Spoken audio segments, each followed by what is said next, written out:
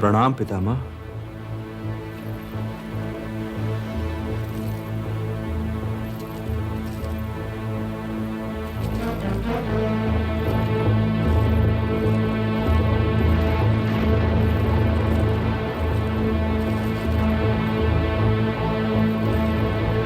मैं आपसे युद्ध की आज्ञा लेने आया हूं पितामह। विजयी भव पुत्र युधिष्ठिर, विजयी भव। और यदि तुम मुझसे युद्ध की आज्ञा लेने न आए होते पुत्र, तो मैं तुम्हें पराजय का शाप दे देता। आपकी आज्ञा बिना तो मैं शत्रुओं से भी युद्ध नहीं करूंगा पितामह, और ये युद्ध तो स्वयं आपसे है। अपनी प्रतिज्ञा की रस्सी में जकड़ा हुआ तुम्हारा ये पितामह तुम्हारे विरुद्ध युद्ध करने के लिए विवश है, और इसीलिए आज तुम्हें विजय श्री का आशीर्वाद देने के अतिरिक्त केवल तुम्हें घाव ही दे सकता हूं। मैं उन घावों को भी आपका आशीर्वाद समझूंगा पितामह। सुखी रहो पुत्र, सुखी रहो। प्रणाम पितामह।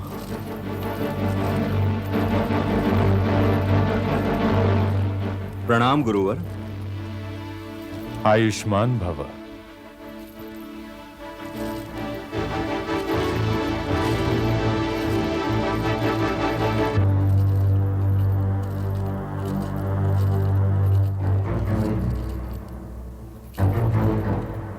मैं आपका आशीर्वाद लेने आया हूं गुरुदेव।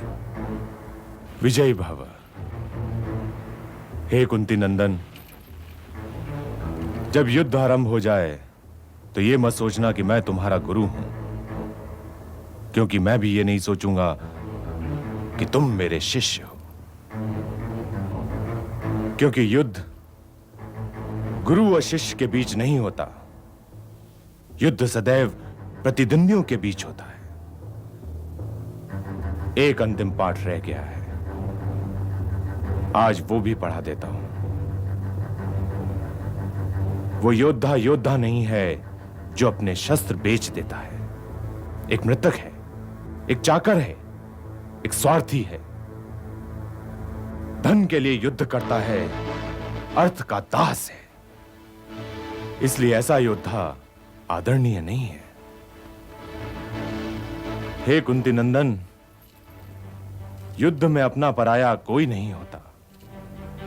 इस रणभूमि में हम प्रतिद्वंद्वी हैं, इसलिए मुझसे युद्ध करना तुम्हारा कर्तव्य है।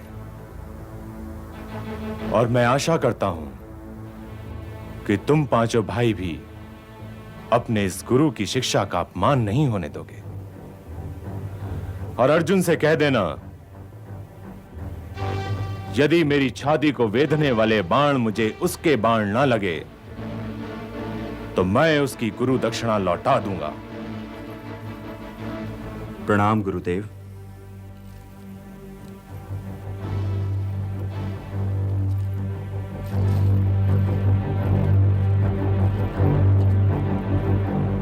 प्रणाम कुलगुरु।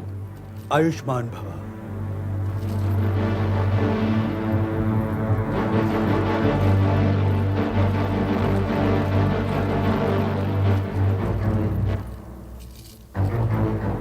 विजयी भव। क्या तुम्हारे पास शिक्षा के लिए थोड़ा सा समय है ज्येष्ठ पांडुपुत्र? ये तो मेरा सौभाग्य होगा कुलगुरु। तो हे ज्येष्ठ पांडुपुत्र, यह अंतिम पाठ है। मनुष्य को अर्थ और धन का अधीन नहीं होना चाहिए। क्या मुझे आपसे युद्ध करने की आज्ञा है कुलगुरु? ये युद्ध तुम्हारा धर्म है कुंती नंदन। प्रणाम।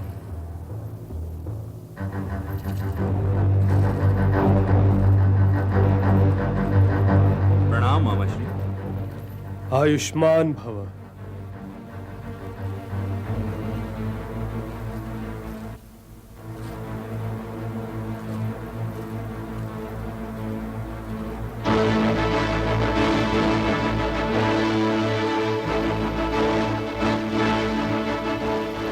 मेरे सारे अस्त्र शस्त्र तो दुर्योधन के लिए हैं, परंतु मेरे सारे आशीर्वाद तुम्हारे लिए हैं, केवल तुम्हारे लिए। प्रणाम मामाश्री। विजयी भव पुत्र, विजयी भव।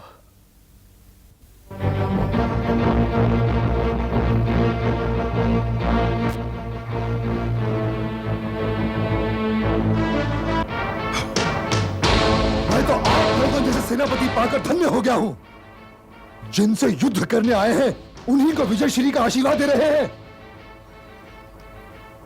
यदि तुमने युधिष्ठिर के चरण स्पर्श किए होते पुत्र, तो वो भी तुम्हें विजय श्री का आशीर्वाद अवश्य दे देता। किंतु तुम्हारा अभिमान तुम्हारे आड़े आया है। अरे पुत्र, यदि तुम्हारे कोई चरण स्पर्श करेगा तो तुम्हारा हाथ तुम्हारी आज्ञा की प्रतीक्षा किए बिना ही उसके सर पर चला जाएगा।